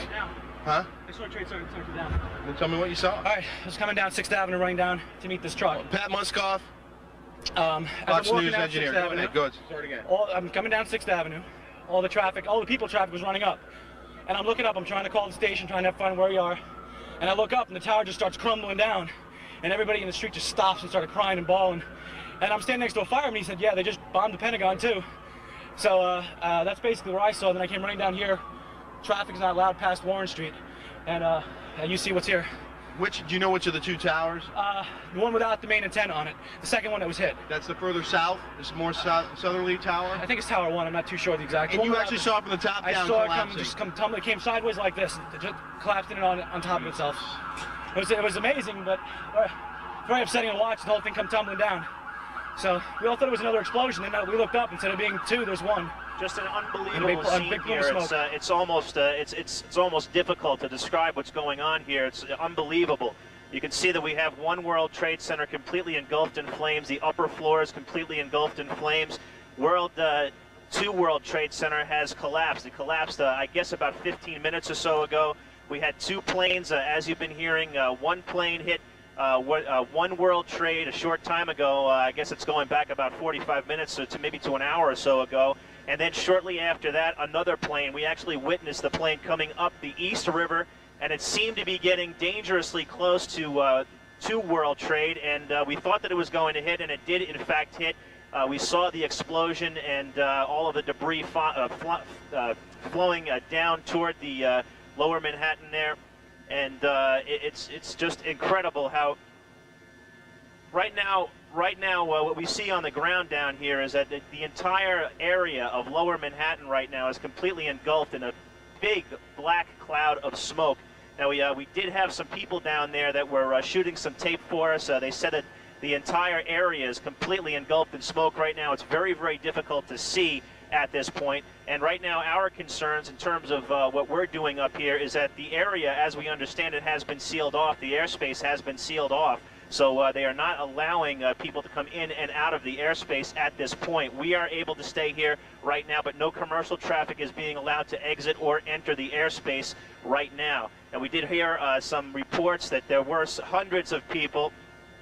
We did hear reports that there were hundreds of people, if not more, on the ground that were injured. There are obviously numerous casualties involved in all of this. Now, in terms of flying right now, our concern right now is just basically keep an eye out for any planes, any suspicious planes that enter the airspace. Right now, by definition, any plane that we see enter the airspace, if it's not an American fighter jet, which we have seen, or if it's not a news helicopter or a police helicopter, is suspicious at this point, and we need to get out of their way. 77th floor in One World Trade. You were in the building? Yes. We did not see the debris hit anything specific on the ground because we are being kept at a distance right now. We're being kept at 3-4 miles away. Actually, I'm being told now by my pilot we're being kept at a minimum of 5 mile radius of the World Trade Center. That is for our own safety and also for the safety of the people on the ground. The debris, it's very, very difficult to determine which way the debris fell. It may have fallen toward the east, but I'm really not sure at this point which way the building collapsed. It was very difficult to see. It kind of erupted in a big cloud of dust and smoke at this point, so it was very difficult to see which way the debris fell, but it did appear that it may have fallen over toward the east side of the island. You can see it's an incredible scene here. It's almost the entire southern tip of Manhattan completely engulfed in smoke at this point.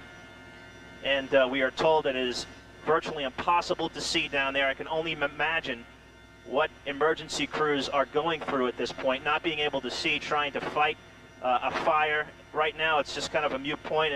Basically, I would think that right now the priority is just to preserve life at this point. The fire continues to burn at the top of One World Trade. Two World Trade, as I told you a little bit earlier, collapsed, and it appeared as though it was collapsing over toward the east side of the island, but that has not been confirmed. I can't be sure of that completely. But just an incredible scene out here. It's really almost difficult to describe.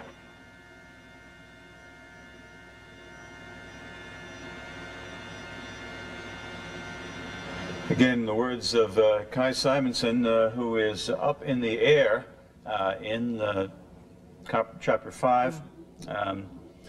He was up in the air with his camera focused on the building when the second plane rammed into the World Trade Center. And it must have been quite a sight for him and quite an experience. So Jim, I'm told Mario Boscos, excuse me, Rosanna, but I'm told Mario Boscos is on the phone from Beth Israel Hospital. Mario?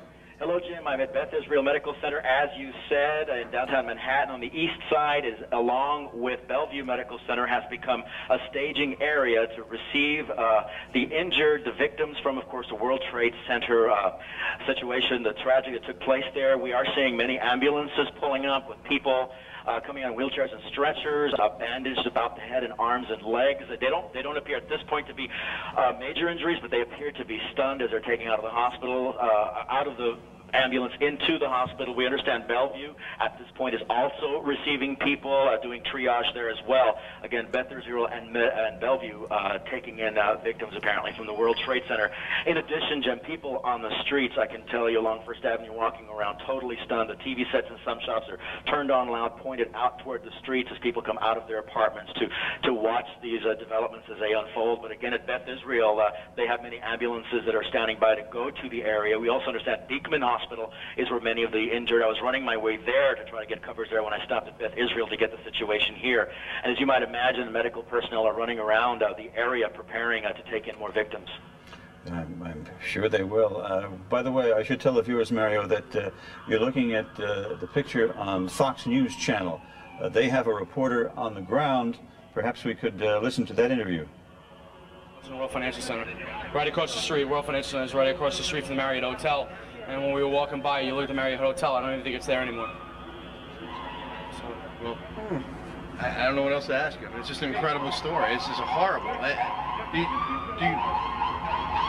It's an absolute shitty. Do you think you know people who were on the floors that were hit? You just pray when they evacuated people. Unfortunately, they evacuated people both sides of the World Financial Center. I don't know if if you're talking talking about the other side. We were by the water, by the ferries and Moran's in that area. You just hope the people on the other side, they have actually evacuated them out, and that's the fear, I guess, with this building here. You just see the fire, like 20 stories. You worry about the building giving out and it's dead. How far away from the building were you when it collapsed? I was right by where the people get on for the ferry, right next to Moran's, to the right of Moran's. So 10 blocks, 20 blocks? 10 blocks away. And then there was a decent crowd, and that's when everyone just dispersed. All right. Thanks for talking to us. Thank you. I appreciate it. What's your name? All right, Rick Leventhal. Where are you from? With Fox News Channel. As Rick Leventhal continues to report from the streets of Manhattan, as this devastation occurs and continues to unfold, and you can see on the right-hand side of your screen, there is only one. Can they hear? So there you're listening to the Fox News Channel, their coverage of the catastrophe. But I must say, and I hate to say this, but we had eyewitness reports earlier on that the World Trade Center being 110 stories high, there were people who were falling from the windows and who were jumping. Let's listen to this interview from Rick Leventhal. We thought the building was going to topple over. It was going so. Well, one of them did. One of them did. We were in Tower 1. We made it out. Well, you're a lucky man. Thank you very much. Okay. Thanks. All right. Take care. Clearly, this is a nationwide catastrophe, but folks... Rick Leventhal talking to several eyewitnesses down there. That looks like another gentleman. Call your loved ones. If you have any other way, perhaps email. If you have any other way of contacting... we're not listening to the interview on Fox News Channel, so we'll come back. James, can I just step in 1 second? We do have reports that the State Department has been hit. So virtually every important office building in Washington State, Treasury, too late for the Pentagon because the attack has already hit there, but that is being evacuated as well. And we should mention that the New York City Fire Department is appealing to anyone who's off duty or on vacation. Please, if you're a fire person, please report to work immediately. They need your help. Obviously, after we saw the planes hit the building, we kind of thought everything was over. It's not over. The one tower has collapsed. People on the ground are getting hurt, if not killed. The story just seems not to be anywhere near ending. Well, listen to this. Flying out of the sky and you can't do nothing about it. You tell me. You tell me what you think. I mean, my heart's in my mouth. I mean, I pray for these people. There's no words to describe what's going on out there. I mean, you see bodies just coming a half hour later, still coming out of the goddamn sky. Devastating. Devastating. I can't imagine anything worse than this. There's got to be... I can't imagine. Everybody on the plane must have died. The floor, I got friends of mine on 104th floor, friends on other buildings. I just spoke to one of my friends a half hour prior to that, getting ready to go upstairs to go to work. It's devastating. I mean, I've seen a lot of construction accidents. I've seen a lot of bad things happen. Never seen a jet fall out of the sky into a building, no less once, but twice. Devastating.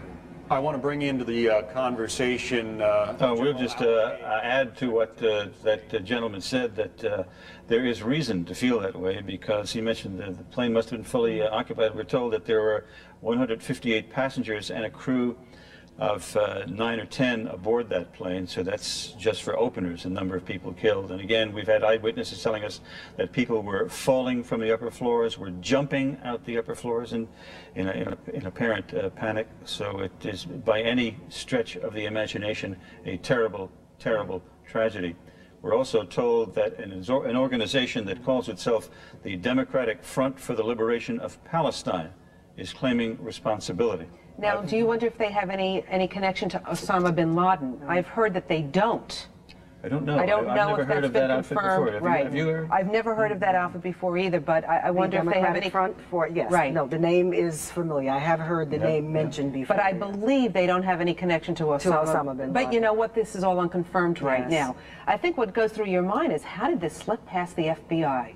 How did this slip past the FBI? With all these different attacks in 2 different states, maybe our expert here. The FBI, what does the CIA do? The question you raised before we went off and saw some of the interviews was, would they be criticized for it? And the answer is, hindsight's always wonderful to say what we should have done, and probably they and other intelligence gatherers will be criticized.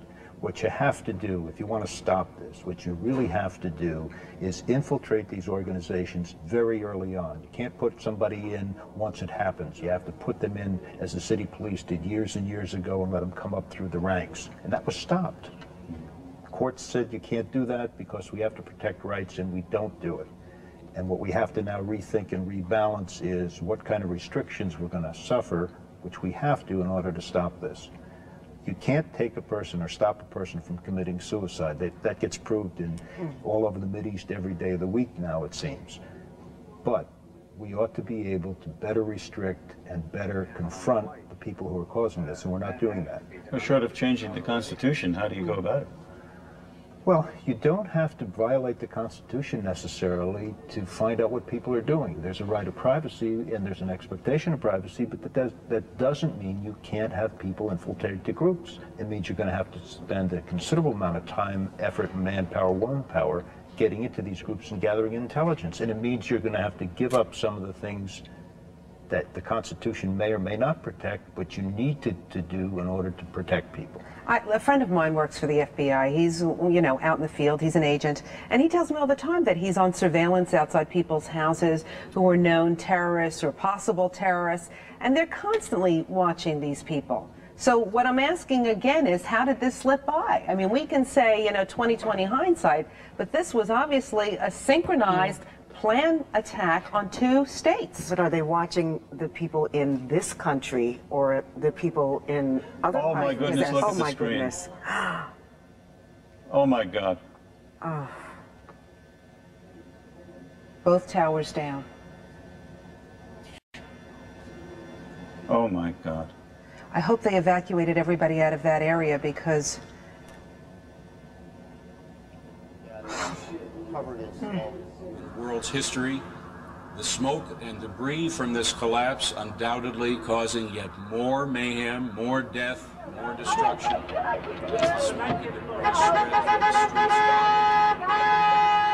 You're hearing unedited live sounds from the scene of that crash.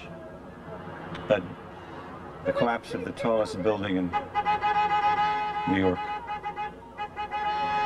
one of the great symbols of New York, if not this country, if not the world, forever erased from our memory. No, I think it will always be in our memory, that's for sure, but definitely erased from our skies. This is just unbelievable.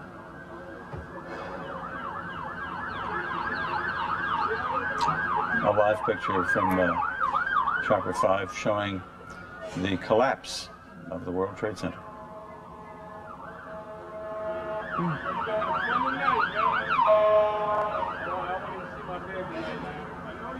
What do we do now? Mr. Jaffe, what do we do now? You said I shouldn't be angry, maybe I shouldn't, but I am very, very angry by this, and we shouldn't let it shut us down. No. But this is a tremendous impact on our lives. Where do we go from here? What should we do? How do we respond? I think we take a very deliberate course of action, which may take a week, a month, a year, where we start to put ourselves on track to understand that we are the target in a war and we have to fight it, which means we have to make sacrifices to protect ourselves while we go on. And we have to dedicate some resources that we haven't so that this type of thing doesn't. This picture is surreal. It almost looks like we're frozen in time.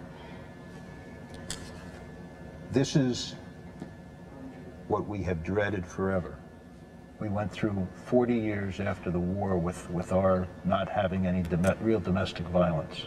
And now it's caught us. And now we have to put ourselves in a position. And I understand, Mr. Jaffe, that this tragedy has not ended yet, because the Capitol Police in Washington are now reporting that a plane has been hijacked, and they fear it is heading toward the Capitol building in Washington, which, as we have reported, has been evacuated, but yet another clear symbol of our country and our government and our way of life. You also have to wonder all the police personnel and fire department who were called to Lower Manhattan to help the people in the Trade Center. Let's hope they're okay now, too, with this collapse of the tower. Yes, indeed. There were, I'm sure, plenty of rescue workers who were in and around that building. And with that collapse, I'm sure... What about the command center? More devastation. Command center. The command center is, I think, in Tower 5 of the World Trade Center, and there's no way of telling whether that's intact. One would suspect that looking at that picture there, that live picture, that the command center is not in very good shape either. And you have to wonder just how far this reached. I mean, you're talking about Wall Street is nearby, you know, a place that the world looks to. The gentleman who said that the Marriott didn't the appear to hotel. be there. History, yeah. Well, he had his vantage point was around by the financial center there, which is ironically built on the. They're talking to me in my ear. All right, this is we have tape. I understand a few minutes ago. This is the collapse as viewed from the ground.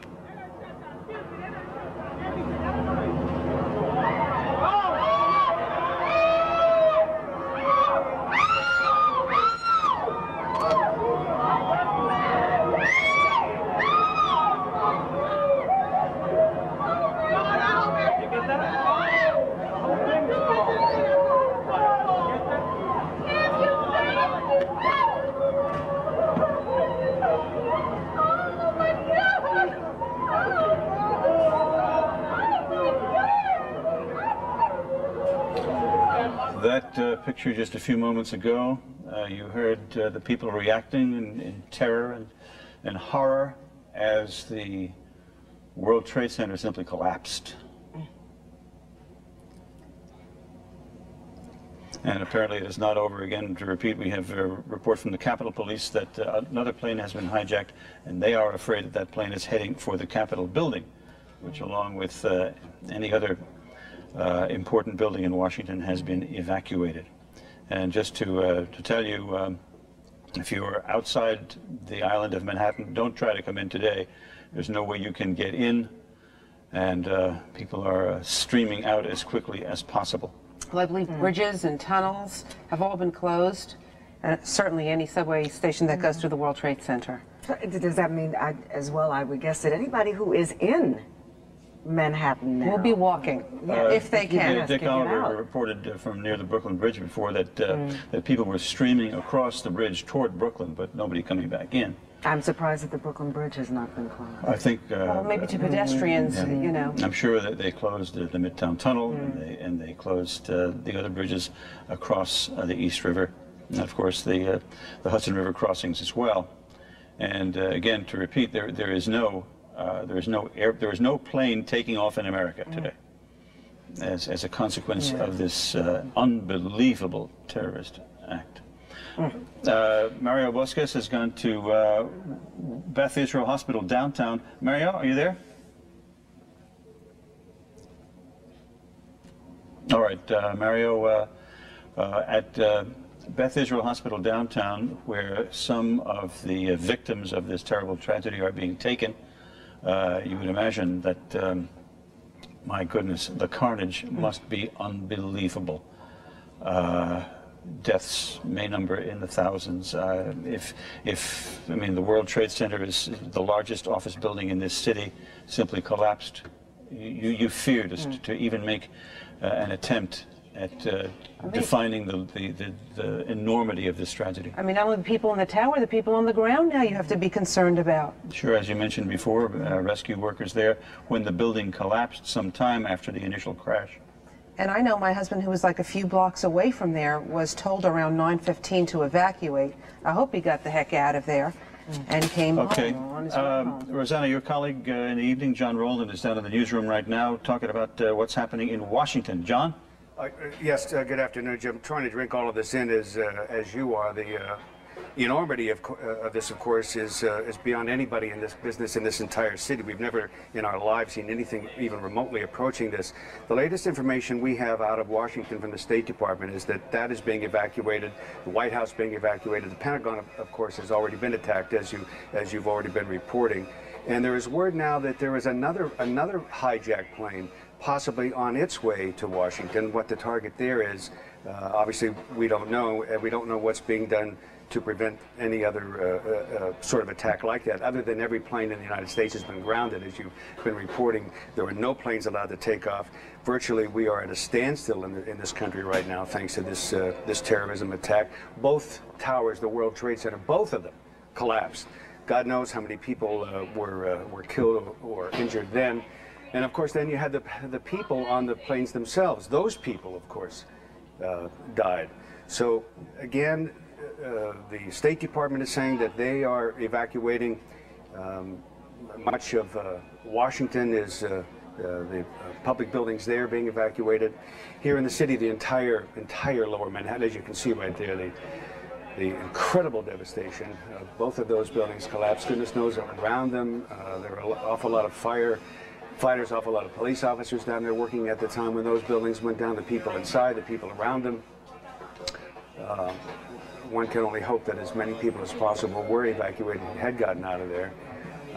We've been trying to find out exactly what's going on with the city personnel who were in the command center down at the World Trade Center. There's a command center down there, and we don't really know what's happened to that, as far as I've been told. If anybody in the building who is on IFB who knows any more information about that or sees any more, please tell me, because that's a very important part of this entire effort, to try to coordinate life-saving and efforts to get people out of there. And we don't exactly know what's going on in that department, other than an awful lot of people are risking their lives right at this moment to try to save others.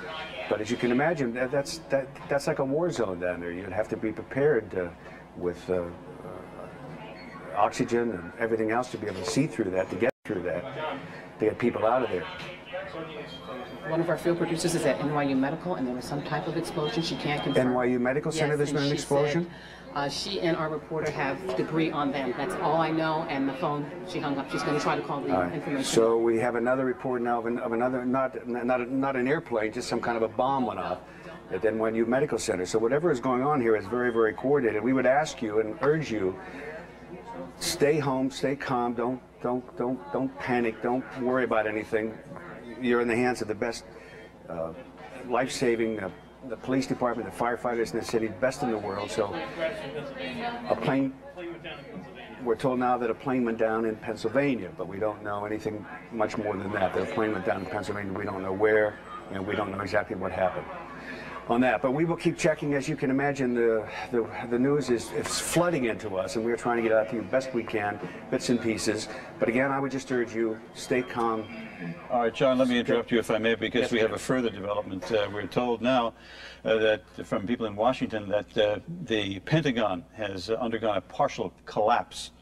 As we've been telling you, the Pentagon was the third location struck by terrorists, and we understand that the Pentagon has collapsed at least partially. Mike Emanuel, are you there? Yes, I am. What can you tell us about this latest development? It's just been a crazy day here in Washington. I mean, it's one of those days where you run in one direction, hearing news breaking in one area, and then it seems like something's happening in a different area.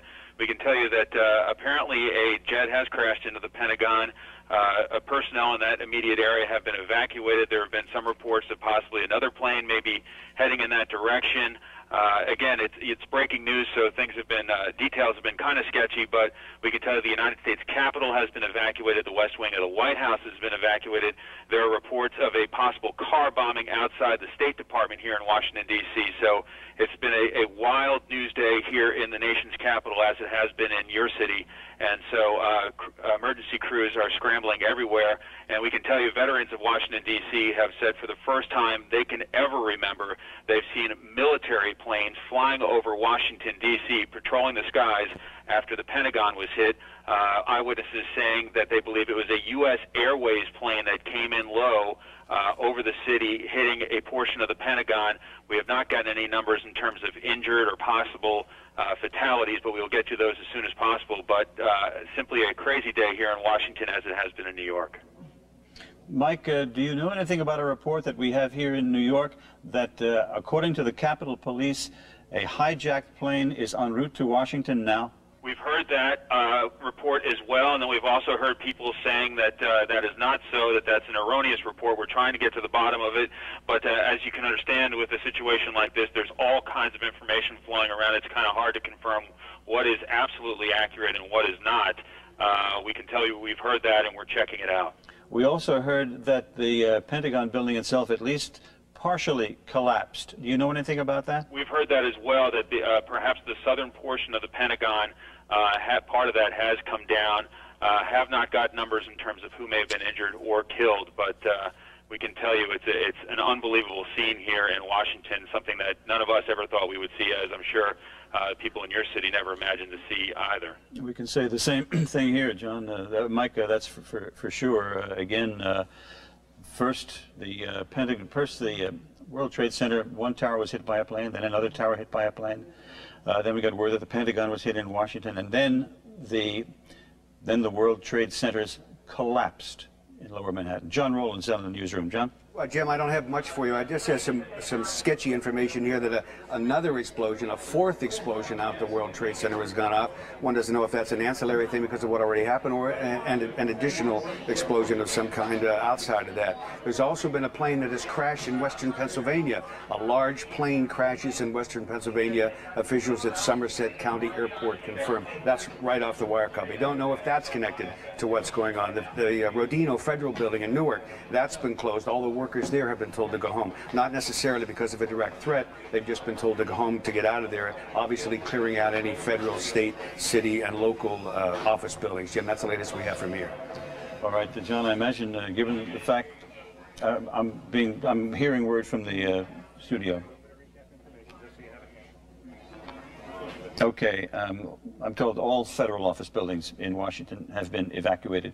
I would imagine, given the fact that we have Oklahoma City in our past, that federal buildings all over the country would be, just to be on the safe side, would be you have to wonder where the president is right now and where Mayor Giuliani is right now. When we last saw the president, he had just taken off in Air Force One en route back to Washington.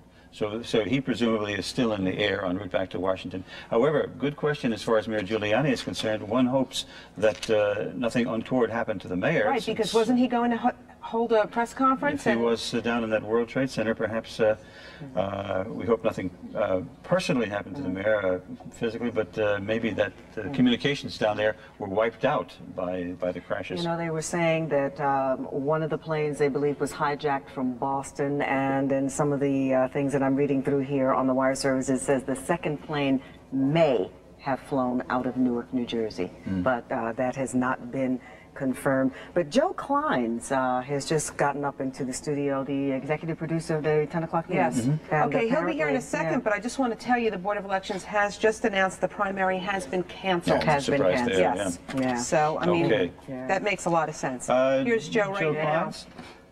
You look a bit the worse for wear. You've been running around this morning, obviously. Yeah, they're not letting. I'm coming in from Long Island.